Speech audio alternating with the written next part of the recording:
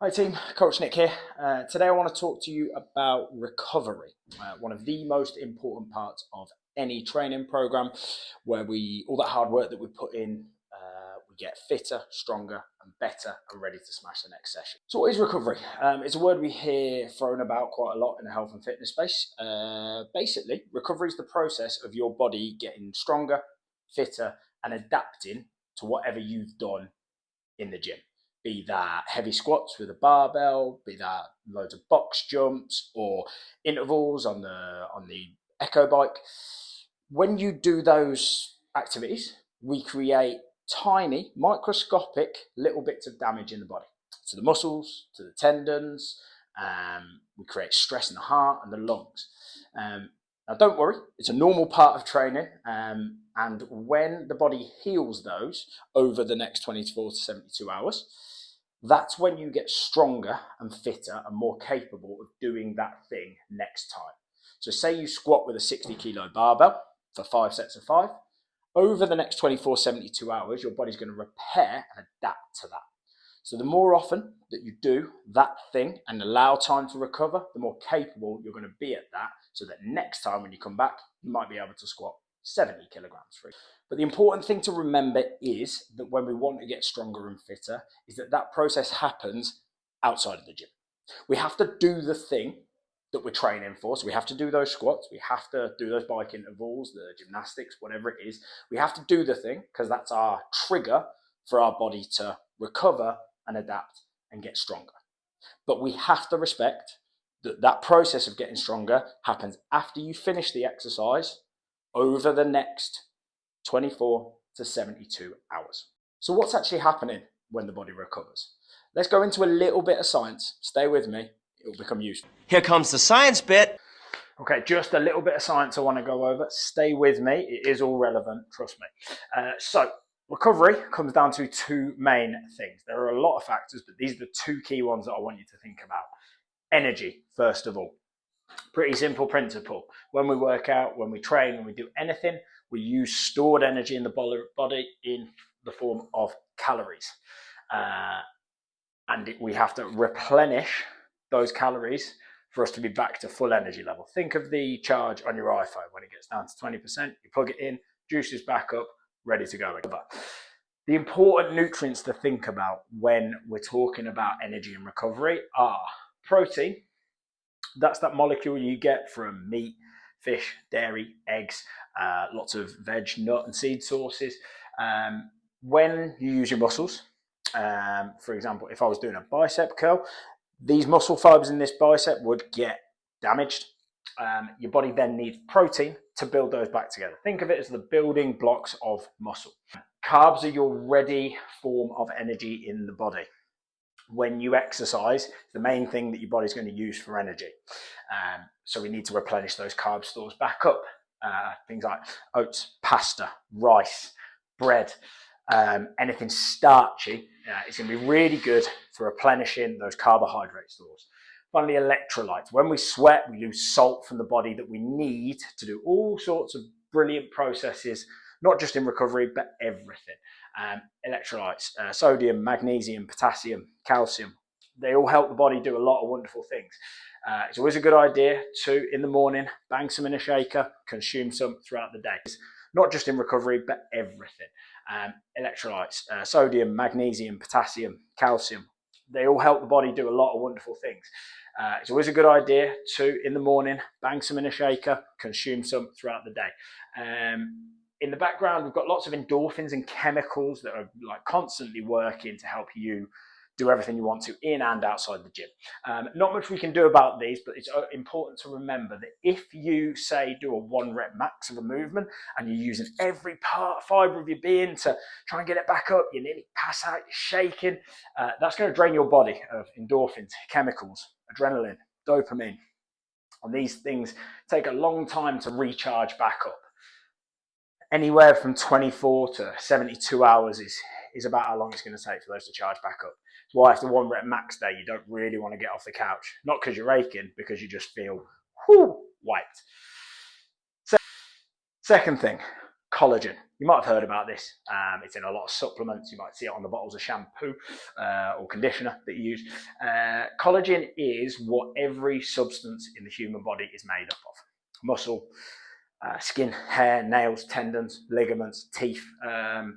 Everything's made up of a different type of collagen. Now, when you use muscle fiber and you get that little bit of damage, we cause what we call a collagen deficit. It's like draining the battery down on your muscle. Again, keep using that analogy. It's like draining that muscle down to zero. Now, over the next 3 days, 72 hours, we're going to go, this is deficit, this is repair. Those two processes are going to happen side by side until on day 3, boom, you're ready to go again, firing on all cylinders. But you have to respect the process. If you do a 1 rep max, you wake up the next day and you can't stand up, or you're struggling to walk around because your legs are so done from 150 squats or wall balls, probably not a good idea to come in and try and max out your power clean the next day. This is why in CrossFit we program things in such a varied way. You'll notice that, or you may not have, but we usually, if we do a heavy squat or a high volume squat on a Monday, for example, you probably won't see heavy or high intensity squat type movements like power cleans or wall balls until at least 2 to 3 days later. Similarly, if we're doing loads of overhead pressing, push presses, push jerks on a Tuesday, you're probably not going to see them on a Monday or a Wednesday. It might be Friday until you see maybe some dumbbell pressing in there or going overhead again. We design this in such a way that you can attend the gym every single day of the week, Monday to Friday, and train.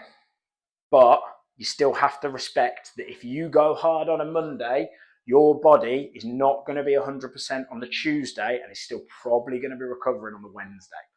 This is why we tell you, pick your battles throughout the week and only max out intensity twice a week, because your body is not designed to go 100% all out every single day of the week. What's the point of us knowing this? Well, basically it helps us and you plan your week effectively. Going back to our point about recovery training, when we push hard in the gym, it's an opportunity for our bodies to do everything that we've just spoken about, restock those energy levels, rebuild that collagen, and let everything come back to 100% so it's stronger, fitter, better to go again. But you got to respect the process. 24 to 72 hours full recovery, depending on how hard you've gone. Now, if you're having an off week and you're just going 50% all week, fine, crack on. If you've gone mad hard doing 150 wall balls in Karen or DT at 70 kilos on a Monday, you're probably not going to want to go hard Tuesday, Wednesday. This is why we have our sweat and our train tracks. You don't have to go compete every day. We don't recommend it. What does this mean for you? What tips can you take away from everything I'm saying today? Nutrition.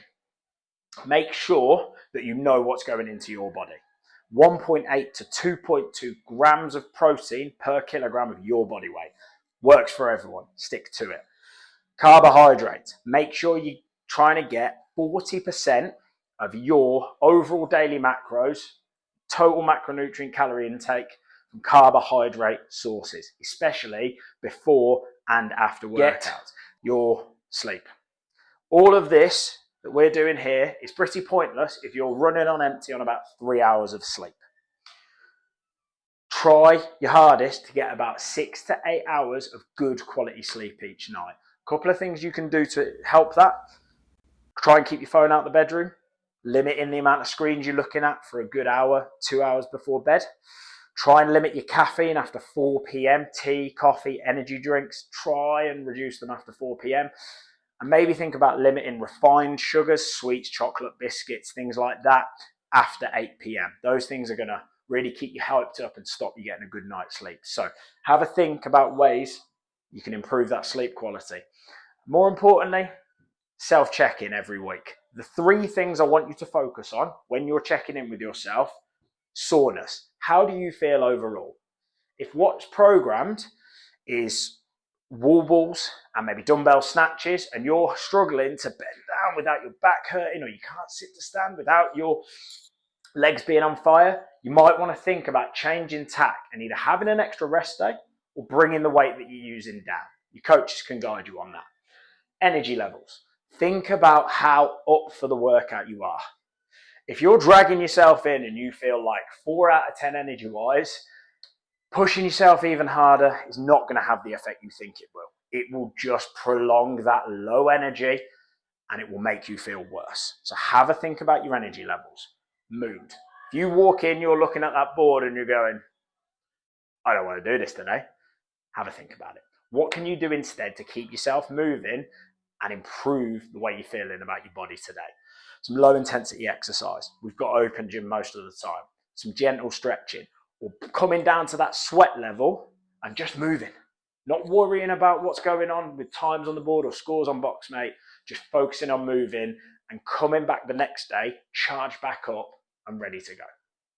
Now, as always, your coaches are on hand to help you with this. We designed the program so that you can hit it every day, but we need you to maybe think about which 2 days this week you want to hit hard and which on the other days you're just going to focus on maybe skills like gymnastics or bringing that level down a notch. Do your self-check-in. Rate your soreness, your energy, and your mood out of 10. If your soreness is above a 4 or 5 out of 10, change tack. If your energy is below a 4 out of 10, think about what we can do to improve that. If your mood is lower than a 4 out of 10, maybe think about changing tack and living to go another day. Shout if you want any more information about this or you want me to go into it in any more detail.